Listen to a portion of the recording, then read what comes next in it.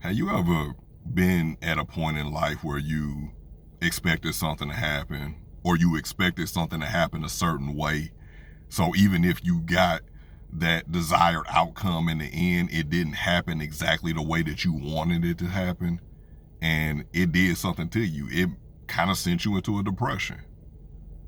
You see, we need to understand that in spite of the rejection, that there is protection in it.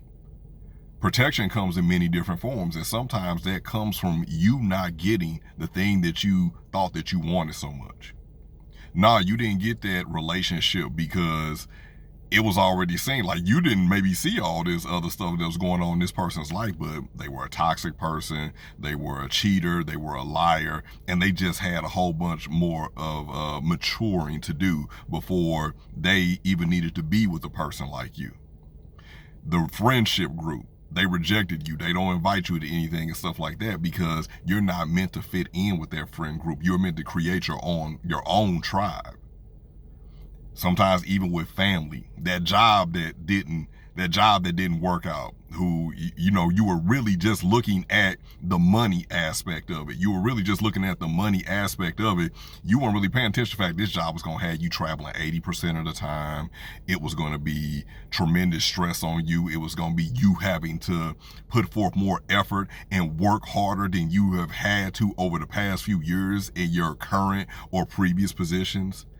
And we need to understand that we're being protected from different things. Sometimes we're being protected from people hurting us, and sometimes we're being protected from ourselves because we don't establish proper parameters and guardrails around the things that we ask for, around the things that we pray for, around the things that we manifest. We don't pay enough attention to that. That's why you need to be really specific, because you could say, hey, I want a new job paying X amount of money. Okay, here you go.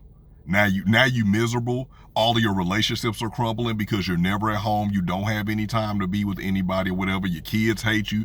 Your spouse or your significant other or person that you're dating, trying to get to know, they don't like you too much because they're frustrated about, like, why aren't you ever here? Like, you never here.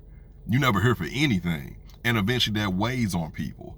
Same thing with getting with somebody. Like I said, getting with somebody or whatever, and then you know, all that glitters ain't gold. Yeah, she look good. Yeah, he handsome.